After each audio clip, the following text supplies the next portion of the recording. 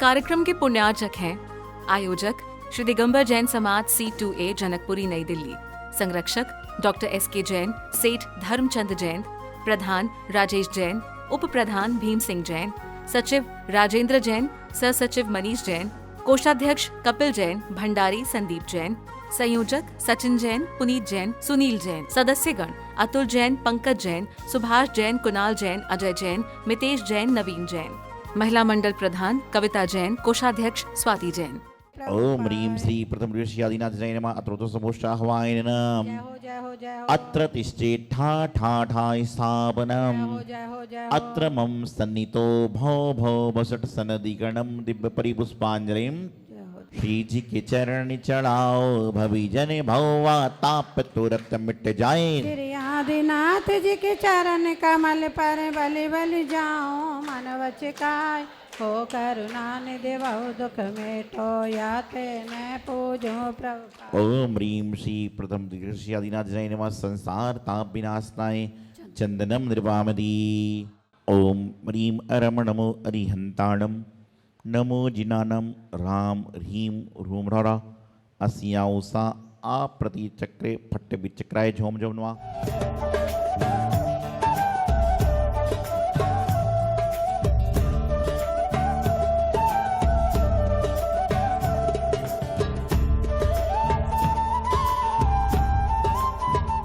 ओम ह्रीं अरम नमो उग्गतवाणम झोम झोमनवा। ओम नमो भगवते जय विजय अपराजिते सर्व सौभाग्यम सर्व सौख्यम गुरुर्वा। ओम ह्रीं श्रीं क्लीं ह्रूं ह्रूं परजन शांति व्यवहारे जयम गुरुर्वा। ओम ह्रीं नाना दुख विनाशाय क्लीमक्त्या श्री आदिनाथ जय मार्ग पामदी।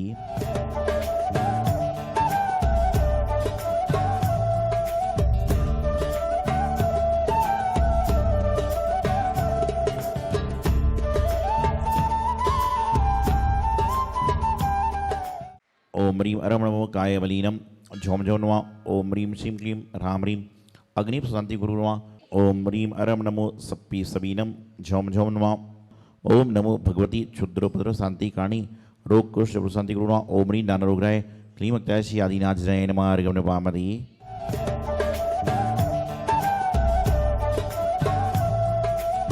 ओम ऋषि आदिनाथ जय नमः। ओम ऋषि आदिनाथ जय नमः। ओम ऋषि आदिनाथ जय नमः। ओम ऋषि आदिनाथ जय नमः। ओम ऋषि आदिनाथ जय नमः। ओम ऋषि आदिनाथ जय नमः। ओम ऋषि आदिनाथ जय नमः। ओम ऋषि आदिनाथ जय नमः। ओम ऋषि आदिनाथ जय नमः। ओम ऋषि आदिनाथ जय नमः। ओम ऋषि आदिनाथ जय नमः। ओम ऋषि आदिनाथ जय नमः। ओम ऋषि आदिनाथ जय नमः। ओम ऋषि आदिनाथ जय नमः। बंधुओं, ये 24 जो हमारे जो 4 कषाय हैं, ये हमारे अंदर सारा दिन विद्वान रहती हैं और सारा दिन ही हमारी उभरती रहती हैं। तो ये हमें इन कषायों से ही पार पानी है। महानुभाव, अभी आप सुन रहे थे कसाई के बारे में। कसाई किसे कहते हैं?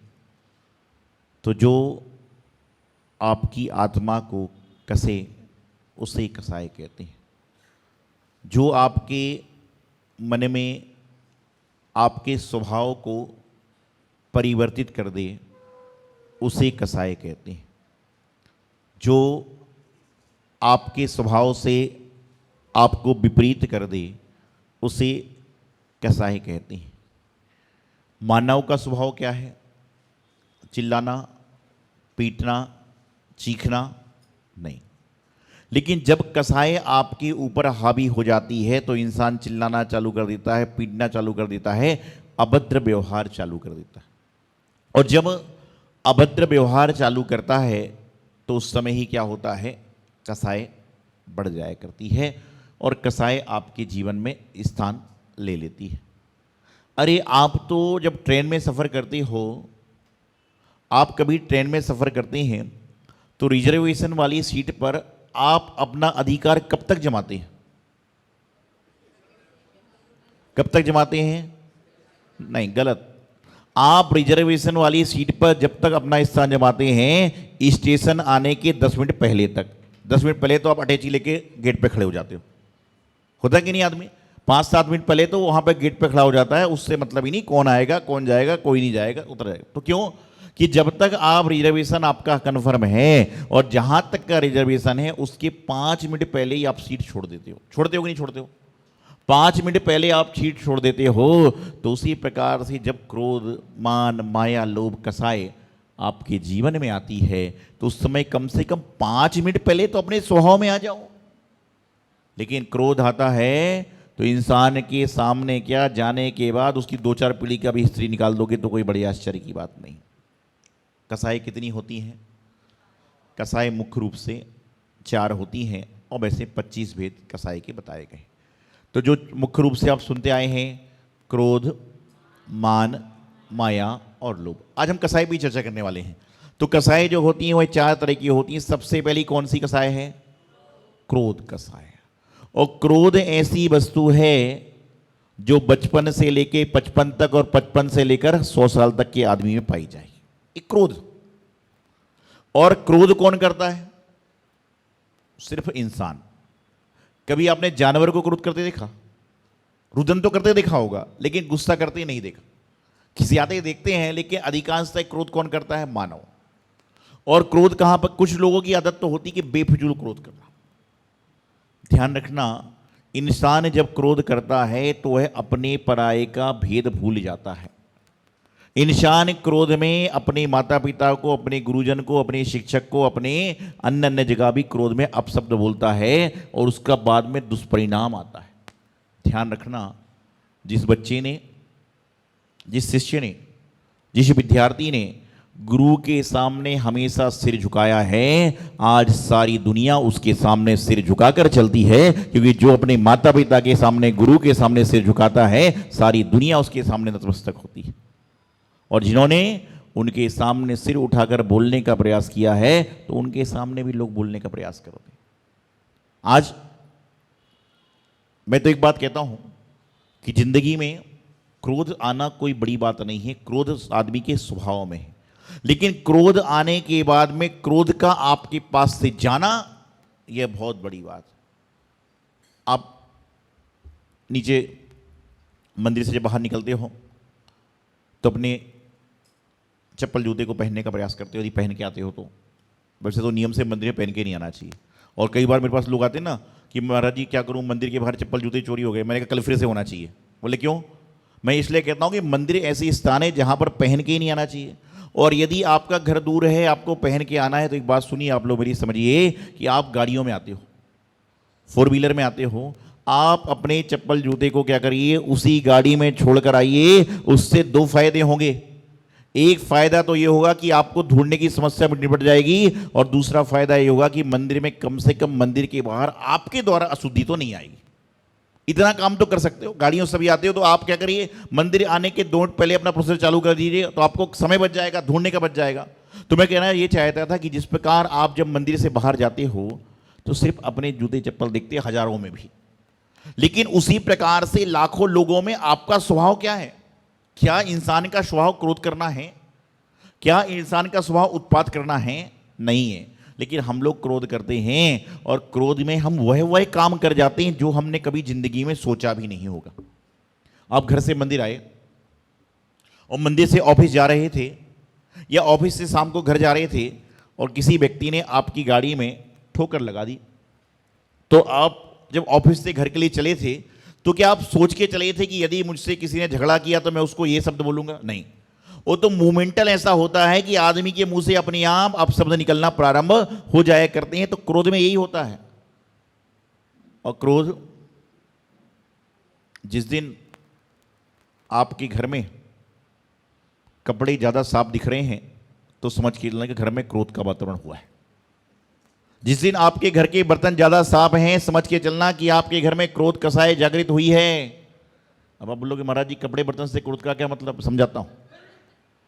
छोटा सा बच्चा जब स्कूल से घर आता है, छोटा सा बच्चा जब स्कूल से घर आता है तो आते साथ अपनी माँ की गोद में चिपट जाता है, और माँ क्या करती है, उसके जूते के लेस खोलती है, फीती खोलती है, सब कुछ करती है। और जिस दिन बच्चा स्कूल से आया घर, माँ की गोद में चिट्टा माने तो बोले अब बड़ा हो गया, रोज रोज गोद में चिपट जाता है। माँ को क्रोध आया, माँ ने बेटे पे लगा दिया। ये पहले की बात है, आज के ज़माने में तो बोलने में डरते हैं बच्चे, बच्चों से माँ बाप डरते हैं, पता नहीं क्या होने वाला है। तो अब बच्चे को क्रोध आया, उसकी काम वाली दूध लेकर आई, बोले दूध पी लो। बोले मुझे नहीं पीना, अब मैं बच्चा हूँ क्या? दूध पीता रहूंगा। अब कामवाली को क्रोध आया। आज के ज़माने में तो कामवाली चाबी सौंप देगी, मैं तो घर जा रही हूँ। तो कामवाली को क्रोध आया तो क्या करे, बच्चे को बोल नहीं सकती, मालकिन को बोल नहीं सकती, मालिक को बोल नहीं सकती। उसने उठाए कपड़े दनादन जोर जोर से पटक रही है, जोर जोर से पटक रही है। तो जिस दिन आपके कपड़े स्वच्छ हैं, बर्तन साफ है, तो समझ के चलना कि कामवाली भाई को कहीं ना कहीं क्रोध आया है। आप सोच रहे कि अच्छे से काम करिए, अच्छे से काम नहीं कर रही, कहीं ना कहीं क्रोध कसाय का जन्म हो रहा।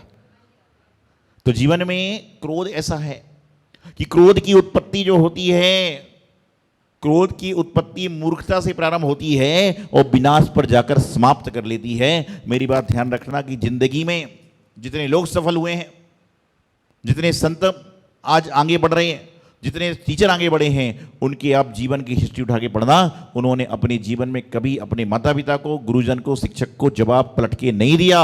और आज जवाब पलट के नहीं दिया तो उनकी बात सारी दुनिया सुनने का प्रयास करती है। चाहे कई बार आप हिस्ट्री पढ़ो, जरूरी नहीं कि जैन धर्म की बात हो, आप अन्य संप्रदाय की बात को पढ़िए कि जो जितना विनयवान होता है उसके जीवन में उतना फल मिलता है। क्योंकि मैं हमेशा एक बार कहता हूं कि यहां पर प्रधान जी खड़े होकर बोलते हैं सबको जय जिनेंद्र, 2 हाथों को जोड़ते हैं तो सामने बैठे 2000 लोग अपने 4000 हाथों को जोड़कर क्या बोलते हैं? क्यों?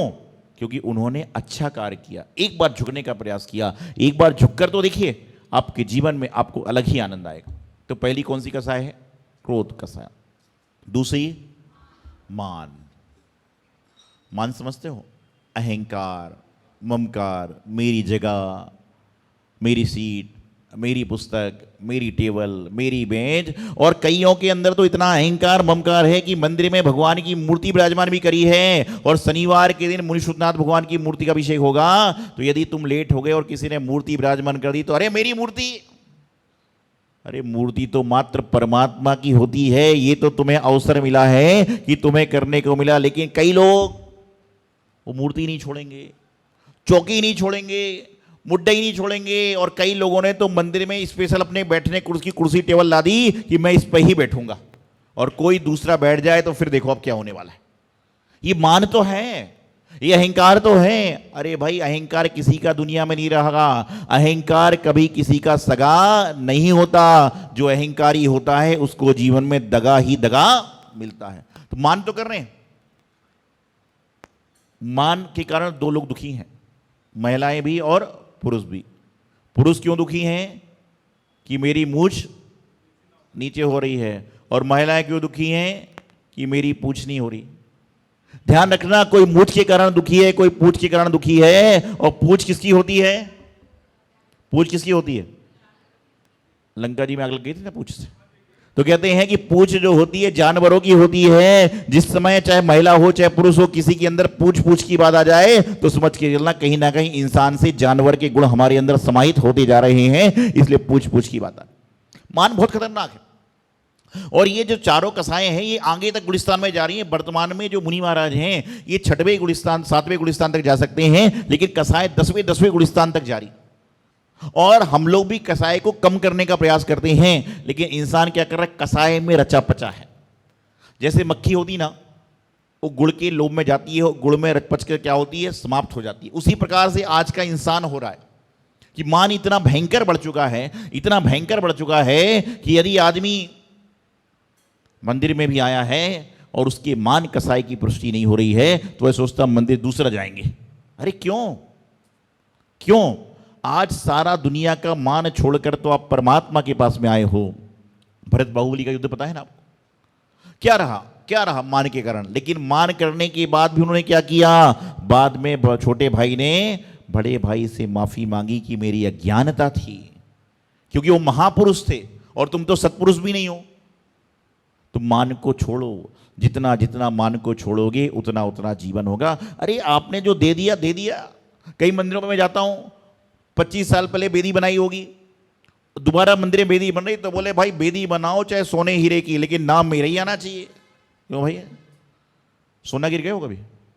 सोनागिर जी गए कभी? सोनागिर जी अब की बार जाओ तो गौर करना, सोनागिर में जब पहाड़ चढ़ता है इंसान तो हर सीढ़ी पर नाम लिखा हुआ है, और लोग जब सीढ़ी पर चढ़ते हैं तो नाम पढ़ते हैं, और नाम पढ़ते हैं तो पहले प्रशंसा करते हैं कि बहुत अच्छा आदमी था, बहुत अच्छा दान दिया, लेकिन उसके बाद उसके नाम पर पैर रखते हैं कि दान तो दिया लेकिन नाम के लिए दिया, तो इसके नाम के ऊपर लोग पैर रखकर चला करते हैं। यही नाम मानी की स्थिति होती है।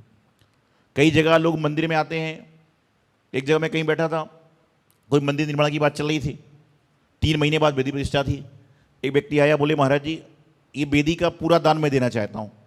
मैंने कहा ठीक है, आप कागज़ पे नाम लिख दीजिए। बोले लेकिन महाराज जी मैं नाम जो है, मुझे लगा हो सकता है पुण्यात्मा, मैं नाम लिखाना नहीं चाहता हूँ। नहीं, बोले मैं नाम 6 महीने बाद लिखवाऊंगा।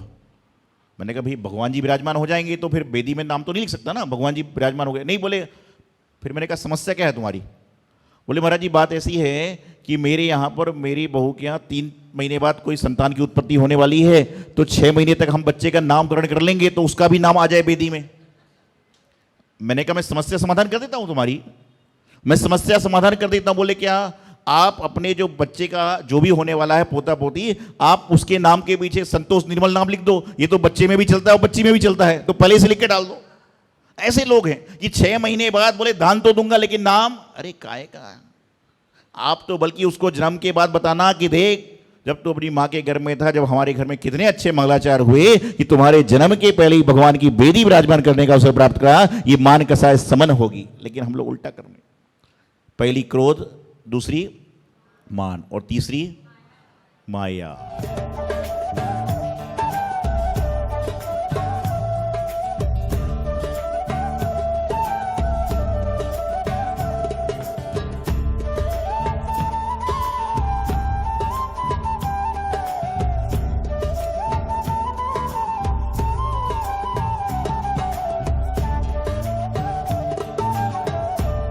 ओम ह्रीं गुरुवर वायुदेव गुरुवर आचार्य श्री सौभाग्य सागर जी के चरणों में जो यहाँ साक्षात विराजमान है, उनके चरणों में मन से, वचन से, काय से भक्ति भाव पूर्वक जलादि अर्घ्यं निर्वापते स्वाहा।